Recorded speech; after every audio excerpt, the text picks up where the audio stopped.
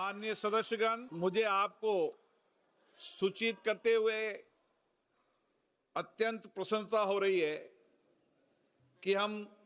सदन में संविधान की 8वीं अनुसूची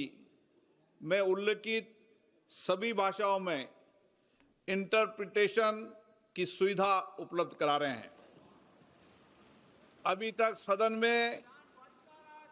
हिंदी और अंग्रेजी के अतिरिक्त 18 भाषाओं अर्थात असमिया, बंगाली, बोडो, डोगरी, गुजराती, कन्नड़, मैथिली, मलयालम, मणिपुरी, मराठी, नेपाली, उड़िया, पंजाबी, संस्कृत, सिंधी, तमिल, तेलुगु और उर्दू भाषाओं में सुविधा प्रदान की जा रही थी। अब इसमें कश्मीरी, कोंकणी और संताली भाषाओं को भी शामिल कर लिए जाने से हम संविधान में उल्लिखित सभी भाषाओं में